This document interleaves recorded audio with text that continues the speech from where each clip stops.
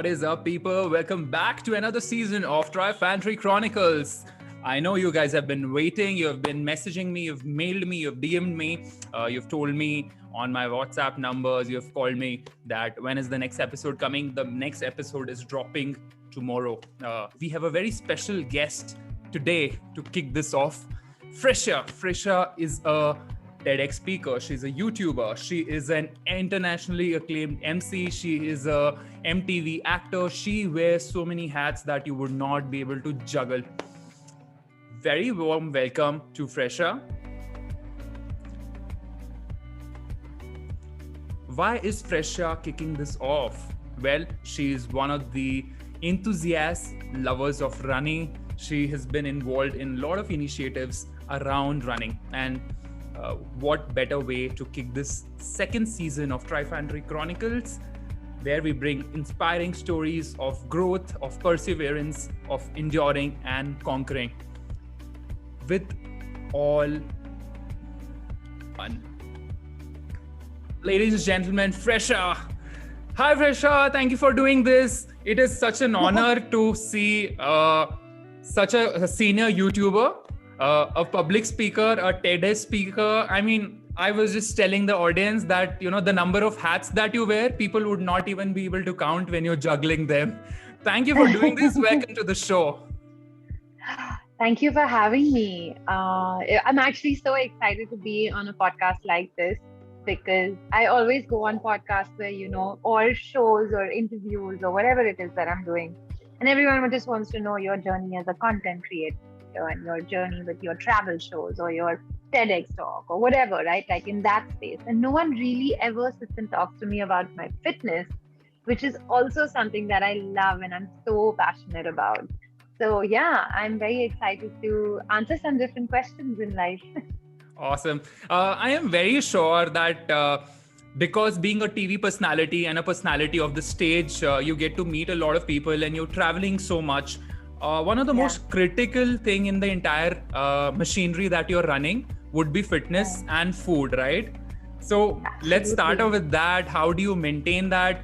Pre-COVID times, I'm sure you must be having a packed schedule. How did you fit in your fitness regimen or in this entire, you know, travel and shooting and all of that?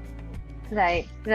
It's tough. It's really, really tough. Like there are literally days where, you know, you're flying into Delhi in the morning and you're doing an event, and then you're flying to Goa like by 6 in the evening again, because at 9 in the morning in Goa the next day again you have like an event. So obviously on days like those, that even if you felt like you had the energy levels, there are no hours to also fit in a workout. But I'm very, very careful and aware. And for me, my philosophy is that even if it's a really hectic day, I will still do even 10 to 20 minutes of movement. Even if I just do that much, I feel like, okay, fine, something has happened today. That's the way I equate it. Like for a lot of people, they feel like, अरे यार, अगर मेरे पास एक पूरा घंटा नहीं है तो मैं workout नहीं करने वाली हूँ. But my theory is that some days are just so hectic. And like you said, in a pre-COVID world, it was extremely hectic. I had to just do that, where I would say, okay, even if I don't have 1 hour, I will not say I won't work out today. At least I'll do 10 to 15 minutes. But I'll do something, some movement, some calorie burn, for me, it's not even about like the calorie burn. I don't own a Fitbit. I don't own like a what is it called? A tracker. I don't own any kind of fitness tracker. And then when people talk to me and they're like, but how do you know how much you're burning, this, that? I'm like, who cares? For me, a lot of it is also just about movement, pumping in some great hormones, great chemicals. I feel so good after I work out. And that is the reward for me. Wow. Yeah, it's a lot of time we have discussed in the past also, you know, people who have conquered Everest, people who have done multi-day runs back to back, you know, 86, 90 hours of runs. Even they have told this one amazing mantra, which you've just touched upon, is just get out there regardless of how you're, feeling. Even if you just go out for 10 to 15 minutes, eventually if you have time, you will start doing more, probably 5 minutes, 10 minutes more. It's just about being in that momentum and not letting it just go away, because one day turns into 2 and 3, and before you know it, that entire your mood is effed up, your metabolism, digestion, all of that. I think all of that is connected to your movement. Yeah, you said something that's so interesting right now, which I totally believe in, because it is really a slippery slope. Like that one day can go into 2 days. Of course, if you're sick and you're unwell and your body can't do it, that's a totally different matter, right? But that it's just that fine line. And if you just cross the other side of the line where you go into this comfort zone of not working out, it is so difficult to get back onto it. True. And we've all had that, right? I mean, I'm sure Nishant, you've also had that in your experience where you're just like, यार मुझे नहीं करना है, 2-3 दिन के लिए नहीं करना है. True. In fact, the resting position of our mind is always rest. But it's our bodies, which if we can just pump in for like 5-10 minutes, it can move. It's our mind that plays the trick. So I keep telling this over and over to my students as well, that just wake up. It could be morning for you, it could be evenings for you, whenever you can find time. Just get out there, create that motion for you, that momentum of 10 minutes, and then it just works. Eventually, your endorphins, your dopamine, serotonin, oxytocins, all of that will just take over. And before you know it, you've accomplished, right? Yeah, absolutely. It's like a lot of people will ask me, and what I tell them is that I look at exercise as good as part of my routine, as much as I would say I wake up in the morning and brush my teeth. So that's the way I look at exercise. It is just something that you do the way you would get up in the morning and fold your sheets and brush your teeth. The next thing for me is to do a workout. And that's just the way I approach it. And no matter which part of the world I'm in, I will still take that as my morning routine, because whichever part of the world I'm in, I won't tell myself, nahi, but my body clock is here, but that means my workout has to be later over here, or anything. I won't say anything. It's part of my morning routine. So mornings work for me. I find that even if I know I'm going to have a really hectic day, then I will try and get up earlier so that I can squeeze it in. Like I have a flight to catch a little later, then I'll say, theek hai, I'll get up a little earlier, I'll work out, and then, unless of course it's like a ridiculous 5 a.m. or something. Yeah, that is the secret sauce. That is the secret sauce, right? Having that weaved into your routine, having that fixed time that this needs to be done. That's how people get done. Why do we eat in the morning? Why do we have breakfast between, let's say, 8 to 10 a.m.? Why do we have lunch between 1 to 3? Because it's weaved into our schedule. It's just there. We are supposed to do it, and that's why we do it. And same should happen with fitness as well. Absolutely. And for me also, because I've never had a gym membership, so I've I've been working out for like so many years. I've been working out for like 10-12 years, maybe even more, and I've never ever had a gym membership. That's not believable. Being a personality of the camera, and being out there and being a fashionista, all of that, so many campaigns. How do you manage? I work out at home and I use only my body, and I have my weights, I have a rod, I have my bands, I have a thing that I use, a stepper, and I find like that's more than enough. And I don't need like machines, I don't need any of that. And what I was trying to say about this is that because I've always worked out at home and used only my body to work out, then when I'm traveling, I don't even have that excuse that I don't have a gym that's accessible. Because I can literally get up and say, cool, I'll just put like a half an hour or 45-minute video on, and I'll just do that workout. I'll do like a HIIT, I'll do something with my body, I'll do some yoga, and I'm sorted. So Simply put, last 1.5 years when entire world was crying about not being able to access gym and not being able to work out, it would not have affected you. Is that right? Absolutely. Yeah, it didn't. I mean, the only thing I couldn't do is go outside and run. Yeah. But other than that, I was like, so what? I've been doing this at home for like years, man. Who cares? Cult Fit, other brands which are, roping in celebrities to do their home workouts. Are you guys listening? Prisha is right here. She's been doing it for years.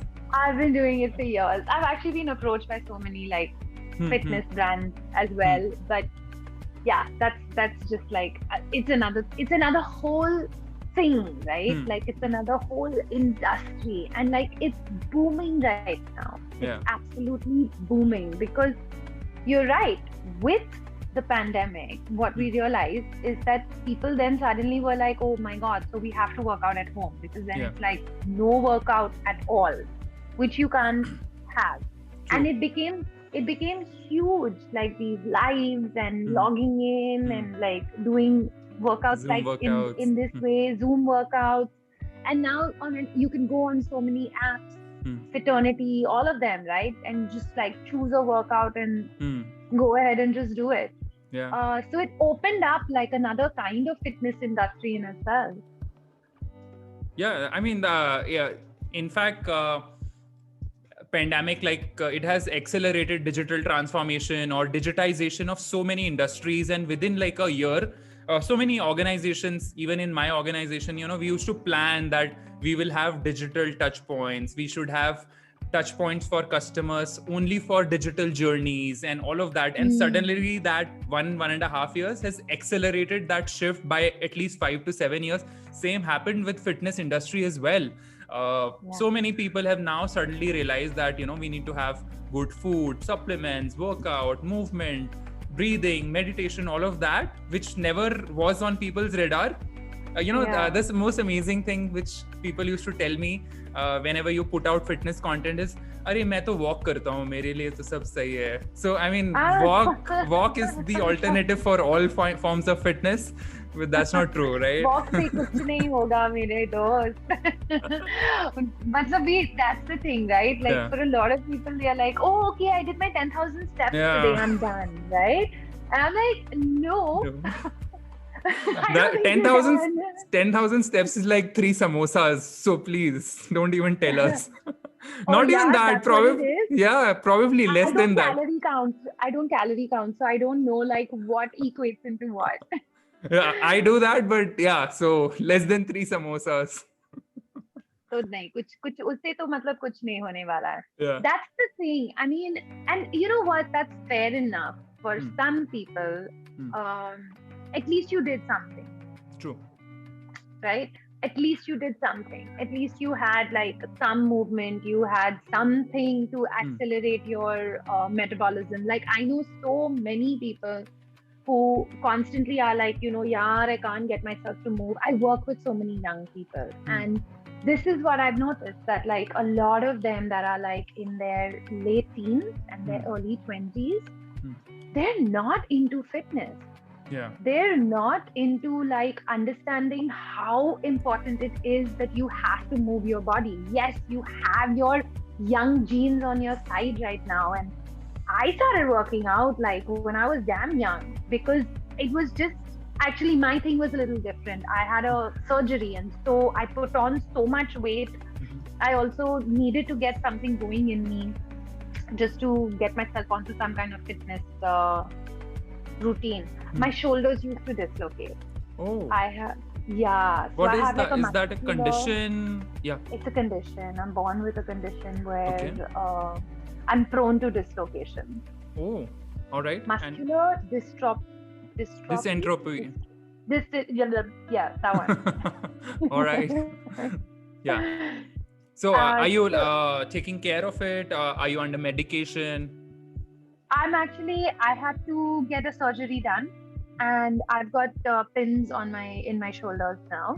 Right. And and that has, I mean, after the surgery, I've had no dislocations. But what happens with the surgery like that is that it completely like takes you out of action, right? And your mobility and your going out and all Sure. of that.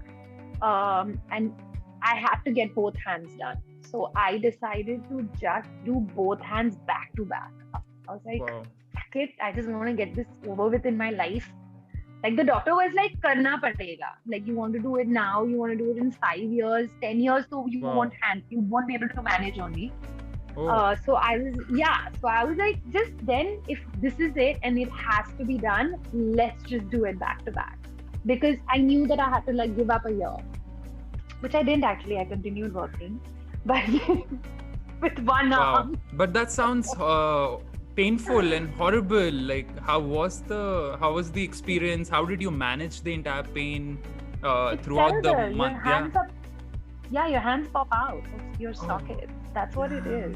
It's terrible. Damn. This Yeah. look, so they used to happen to me in school, and and then the frequency became so much that the period between dislocations started becoming lesser and lesser because the muscles are just not able to hold on any longer, right?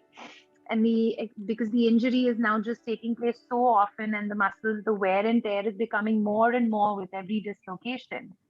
And I used to be able to put my hands back in until one day I was traveling. Damn, that's This is gonna be video because you guys should see his expression right now. That is sounding so, I mean, like a, you know, that robot movies and I don't know, zombie movies. It's just so wow. And I'm also imagining your Instagram page, you know, just so much going behind all of that. Amazing. I mean, hats off to you. Yeah, we see, you know, when you meet someone, you don't know where they're coming from. Exactly. You don't know what is behind that person and what is their story and how did they wake up today, you know? You just don't know. So anyways, I used to put my hands back in until one day I was traveling and I couldn't do it. Yeah. It got stuck in this really bad position. And this now, you know, the story gets even more gross. So you ready for this? Yeah, advisory. We should just put it out there. There could be like an advisory right now that you can skip like 30 seconds if you can't take it. Yeah. If you can't bear this moment. So not only could I not put my hand back in, I was in Goa and they could not find a hospital that could help me put my hand back. Oh, God. So we finally found a hospital. I'm cringing in my chair. Where there was a qualified doctor, qualified enough to just tell me, I'm going to inject you. I'm going to just numb your entire body out, like neck down. We're just going to numb you out. Because the only person that can put your hand back in is in Panjim. And it's going to take him at least 7 to 8 hours to come. So I just had to sit with my whole body numbed out, with my hand in that one cannot funny be true. position. Oh God. My hand was in some stupid position because I couldn't put it back in, right? So it had gotten stuck out like that. Till we waited for this doctor to come from Panjim and put my hand back. That is one story. Yeah.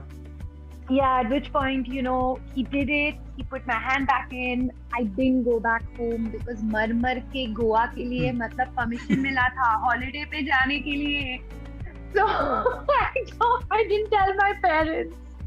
You can't be serious. This is not happening. And that's not the Goa kind of stories that people have. I was like, I don't want to go home. I had to fight so much with my parents to get permission for this holiday.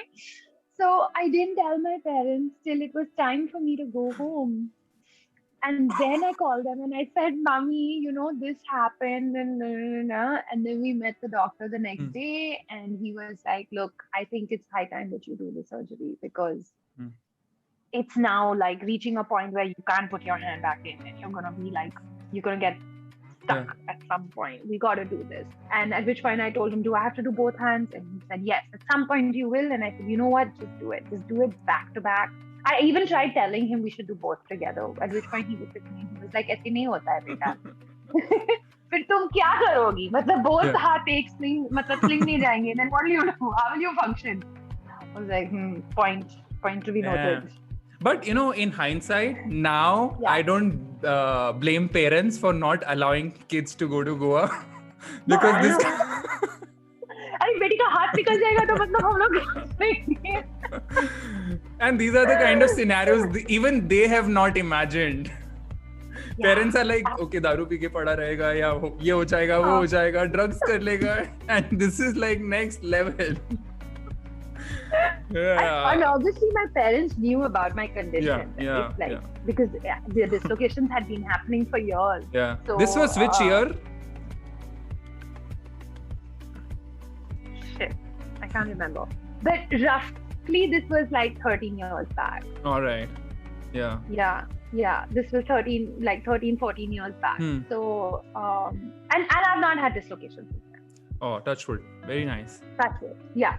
So my doctor did a really good job. But what I'm really thankful about is that it put me on this journey of fitness, because I knew that post-operative care, we all know that the physiotherapy and all of that, right? Like it involves a lot of like pain resistance, and you got to really, really, really push yourself to get those muscles working again. So what happened, the byproduct of that is that it put me on this beautiful journey of fitness where I finally was like, I got a trainer. I was like, I don't want to go to a gym. I found this great person who, we would work out only at home, and he figured it out for me. And today there are so many videos on YouTube, right? Absolutely. There are so many videos on YouTube. If you just say that I've got the determination to do this every day. True. Otherwise, that's the only difficulty, showing up for yourself. True. The equipment can be bought, the videos are for free. What else do you need? That's it. Absolutely. In fact, we have almost all resources available, even to build helicopters. We have seen videos of people building planes and whatnot using YouTube videos. So it's all out there. You have, if you can pay for a service, well and good, go ahead, take a coach. If you have someone you look up to, even they will provide information to you. Just Google stuff. But getting started and being on that journey, having that self-determination is what is usually stopping people. But amazing story. I mean, so painful. I cannot believe this. Seriously. I mean, and you must have had injuries. Yeah. And I was just coming to that, being a triathlete, being an Ironman or a marathon athlete, normally people have injuries every year. So some of them last you like a week, some of them can last you for months. I recently recovered from one of the piriformis injury in my hip because of overusage and, a fall from one of the Ironman races. And so pain management is such an important area of interest for anyone who's into long-term fitness, and developing this relationship with pain and not giving up is the key to keep going, right? Absolutely. I would want to hear a couple of thoughts from you as to, what was your mindset going into post-surgery rehabilitation? What was that entire mindset game? What did you tell yourself? Were there days when you felt like giving up everything? How was that experience?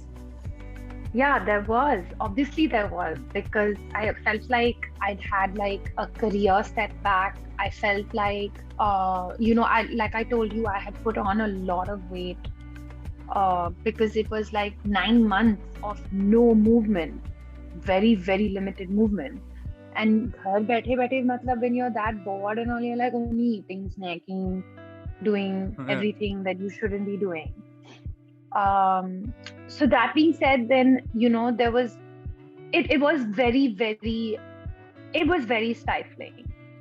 And what it did is, because this shift took place in me where I said, okay, you know what? This is what it is. Now I have to figure this out. And that has allowed me to really accelerate in life, because that set me up in this journey in life where when there were setbacks, when there were disappointments, when I really had to push myself and I had to like make things happen, I had mustered the courage and I had mustered the brain power to say, you know what, you can do this. And that's what I keep telling people, that fitness is not just about looking good and making your skin glow and all of that, because you could be one of those people, but then if you've not developed resilience, then it's taught you nothing. True. It's just not taught you anything. If you've not, like you as a person that does so many Ironmans, the only thing that's keeping, yes, your fitness is keeping you going, but your mindset is really what is giving you that ultimate push, that ultimate thing that you need, where you're going to say, I'm going to make it to that finish line and there's going to be no stopping me. And those are philosophies and principles that we then use in life. And we take that forward in our work. We take that forward in our relationships with people. You know, we don't give up on people so fast. We work on things. We know, like, okay, we can make this happen, because we develop like a never say no, or not a never say no, but we develop a strong mindset. Yep. I'm really sorry, I'm alone at home and the doorbell rang. Yeah. Amazing thoughts. I think mindset is everything when we are overcoming any kind of situation, especially these kind of setbacks that set you back by a few months or maybe years. And that's exactly what happens with a lot of athletes or coaches, you know, when they're building out their careers. There are certain injuries that happen, but how you fight back, how do you take into account the entire ecosystem that is out there to help you, your mindset, how you overcome and not get into the traps of some kind of addiction, some kind of pain management, medicines, all of those things. Only go as prescribed by your physician, doctor, and then overcome these kind of things. These will keep happening, right? All right, so segueing into another topic, which is very relevant. Yep. Segueing into another relevant topic, which is a relationship with food and nutrition. How do you define your relationship with your food? How do you take care of your nutrition? How important it is for you?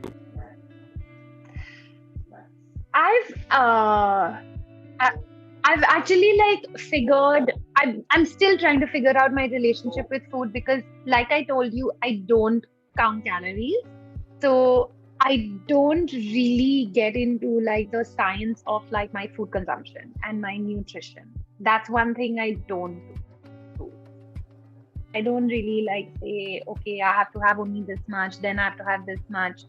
And I don't have like a meal plan ever. What I do try and do though is I do intermittent fasting. So, and that is something now that I have been doing for like 2 years. And intermittent has just become like a way of living for me now. It's just like how people would say, acha, matlab, I'll have my dinner and then I'll have my breakfast. For me, it's like, okay, I'll just eat at around like 8:30 and then my next meal is going to be like at 12:30 in the afternoon. Regulation and moderation. So then. that's not that I'm will like. I don't diet. I still eat like 3 meals. I still on weekends like to have a pizza and I like to, you know, do all of that. Just with intermittent, I find that this really suits me for now. I don't also do, when I'm not feeling well, I don't fast. I listen to my body a lot, because I'm a real believer in that. Like your body will just tell you. It will tell you what it needs. It will tell you what it wants. You just need to listen. That's all you need to do. And for me, like there are some days where my body will just tell me, no, I don't want to fast today. I'll be like, okay, cool. Like we'll keep it light. We'll keep it easy. But if you're feeling like weak, you're feeling low for something, whatever it is. And then the other thing that I also make sure that I do is that I go through lots of batches. I wouldn't that is, I'd say the other way around. The other thing is also no sugar. And no sugar is something now that I've been doing again for like maybe 2, 3, maybe even 4 years. But I wouldn't say that I absolutely don't have any sugar, right? Like once in a while, I like having a cake or a pastry. I'm happy to do that as well. All right. You know, ghar pe, matlab, it's somebody's birthday and all, like, no, come on, yeah, I'm going to take a slice. Yeah. I mean, that just that makes you so human, right? People always end up imagining that the supermodels, the actors, all of these public figures, how are they going about their diet and nutrition and all of that? Ye to kuch khate hi nahi honge and all of that. But listening to your relationship with food just tells us that if we take care of our body, listen to our body, put everything in moderation, anyone can have a supermodel kind of a body, right? Yeah, I mean, I will. Thank you. I don't think I have a supermodel body, but I definitely have a very healthy relationship with food, for sure. Because you need to, yeah. I mean, how many years are you going to just be like, oh, I'm going to keep that?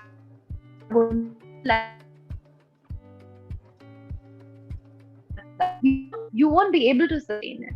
Yeah. But if you just start having a really healthy relationship with food, then this is something that can continue for such a long time. Absolutely. Amazing thoughts. It's just amazing to, when influencers tell you this, that means the theories might be right? This is a good influence. Why? No, I mean, why? See, there are a lot of myths about food in the Indian society. Myths about sugar, salt, masalas, all of that. And then, if people are looking to manage their weight, lose their weight, it's all about ki khana chhod do. It's about, you are eating too much. Not about that. It's about managing your time, managing your intake. It's all about calorie intake and calorie deficit, which, helps you to manage your weight. And it's not about कि सब छोड़ दो, cake छोड़ दो, ये छोड़ दो, अरे तुम ये खा रहे हो, वो खा रहे हो, घी क्यों खा रहे हो? These kind of myths which are there. These are things that, and when someone like you tells people that this is right, this is wrong, this is what I do, so probably it will. Yeah, absolutely. Like you said something really vital, like ghee, right? For many years, I was like, I'm not going to eat ghee. Oh God, who eats ghee? Like I was totally like that. And then I slowly discovered how I researched and I watched a lot of videos. And there is a person whose work I really respect. Her name is Aoife. And Aoife teaches yoga, and she was one of my earliest yoga teachers that I had. And she has worked very closely with Hrithik and Anushka Sharma. And the thing is, I got to meet her before she trained those people. Like I was fortunate to have her in my life before that. And she taught me how to have these healthy relationships with yourself and your body and your food. And she was like, why do you not eat ghee? But ghee is so good for you. And then I was like, oh, okay, wait, I'm doing this all wrong. And today we have ghee in a lot of our food. Wow, yeah, that's amazing. I mean, Indian diet has a lot of elements that are so crucial and yet overlooked. Absolutely. Absolutely. Yeah. All right, sorry, yes, please go ahead. Please. For a lot of people also, it's like, oh, I don't eat rice. And, I'm like, how do you not eat rice? Yeah. I eat rice. What do you eat? Yeah. How much salad are you going to eat? We're not cows. I'm sure there is something really, there must be good theory behind it and all of that. But I truly believe now that, and I've been there. I'm not going to deny it. I've been there. I was that kind of person. And then I realized that you can't just take food, what is it called? You just can't take categories away. You can't take certain food categories away. Yeah. If you do that, you're going to go down a road of a lot.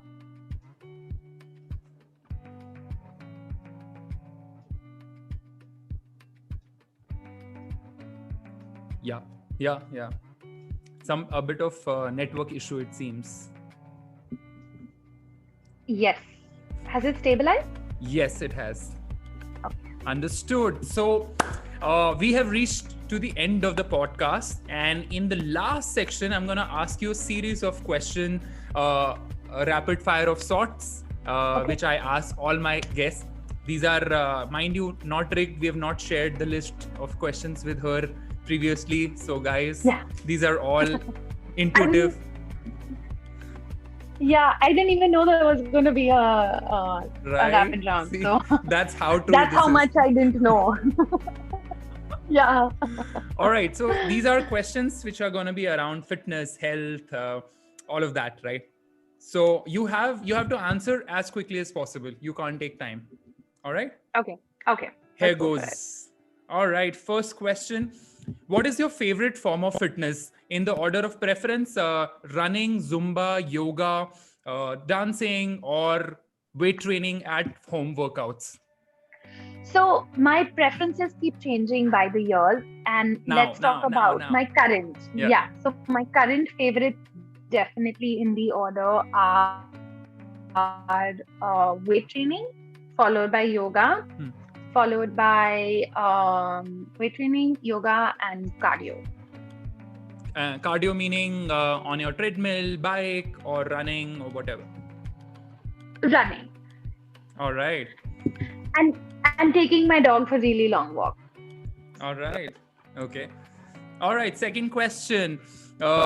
In order of preference, or the number of hats that you wear, being a TV presenter, actor, corporate MC, YouTuber, TEDx speaker, fashionista. I'm so tired. What is the favorite hat that you wear right now? Definitely as a content creator, because with the pandemic, there was so much time to focus on my YouTube channel that I had big problems with, and I've relaunched during the pandemic. And I realized that I love this. I genuinely really, really love this. I love hosting events too. There's no doubt about it. But the kind of joy that content creation gives me, and the way that it mentally relates me, I definitely feel like that's my top favorite for now. Nice. We're going to put the link to her channel, which is WAC, 200,000 followers, actually 199. So go ahead, subscribe, make it well-rounded. I feel like by the time this podcast comes out, we will have all right 200K. We're almost there right now. Yeah. I saw right before the recording. I hope some of that shine rubs on my channel as well. I hope it does. All right. Next question. Which is your favorite brand of apparels in the order of preference? Number 1, Nike, Puma, Reebok. I will not say the fourth, which is... All right. Fourth is Adidas. Which one is your favorite? It's pretty obvious. No, depends. If I'm an Adidas girl all the way. All right. I hope the contract has been renewed. So my contract's not... the contract's not on with them anymore. But genuinely, because I just wore so much Adidas. And for people that don't know, I basically trained with them, and they made me run my first marathon. My relationship with them has turned into literally me now. Even if I need to buy something, I'll just be like, oh yeah, okay, I'm going to go to the Adidas website and see what they have. And they're genuinely really comfortable. Understood. I hope they are listening again. Arjun, are you hearing me? He's the brand manager. All right. So, one thing that you do for mindfulness every day. It could be weekly as well. Currently, let's talk about. No, but currently my latest thing is I developed this terrible habit of getting up in the morning and looking at my phone. And what I have currently started doing, which has been inspired by Luke Cotino, I really like him. What I've now been doing is that for the first 1 hour, you just do not look at any screen. and you just spend that 1 hour, because then it's like, acha, so if I don't look at a screen, what do I do? Like, I don't get newspapers. So what do I do? And you just land up spending that 1 hour with yourself. You're just so present. And they say that when you wake up in the morning, your brain is at the sharpest, right? Like that's why people prefer running in the morning as well, other than the fact that it's damn hot in India. So could also be the default reason why we do it. And your brain is like so sharp and so alert at that point. It really does turn into the best time for self-reflection and just being with yourself. All right. Amazing theory. Yes. Okay. One skill that you learned during the lockdown. Editing. I learned how to edit my videos. And if you see my last video and you see the video that I did in March, I've come so far ahead in my editing game. I'm really upped it. And editing is something I've learned and I'm doing pretty well at.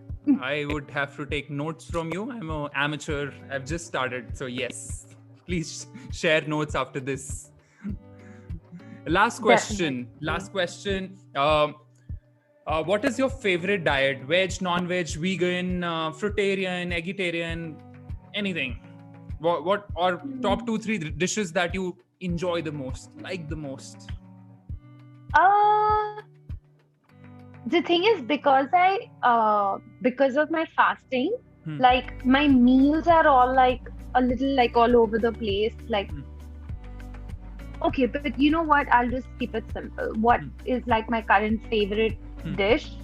I definitely would say that I love Japanese food, and we make like a lot of ramen at home as well. And so we don't know how to roll our own sushi though. I wish we did. But definitely Japanese. All right. Great. Thanks a lot for doing this round. You were amazing. There were much more details than I thought would be shared in the rapid fire, but yes. All right. Yeah, I know. Sorry, rapid fires are supposed to be one word. That's all right. I think our viewers and your viewers will be most happy to, get as many details as possible. Yeah. All right. So, any last thoughts, parting words of wisdom that you would like to share with our audience, your audience about fitness, health? What should be the mantra for fitness? Just start. That's all. Don't overthink it. Don't say मैं Monday से करूँगा, मैं first तारीख से करूँगा, मैं full moon पे करूँगा, मैं next solar eclipse पे करूँगा. Just start. That's the only thing that you need to do. And once you start and you just do it for like 10 days or even 1 week, you will realize that this is something that you can do. All right. On that note, guys, we call it a day. Thank you so much, Fresha, for doing this, taking out your precious time, enlightening all of us what goes behind the scenes, all the mantra, secret sauce that you've shared with us. Thank you so much for doing this. Thank you for having me. Thank you. Hey guys, if you enjoyed this video, subscribe to my channel, try Fantry, click on the bell icon, and I will see you in the next video. Train, endure, conquer.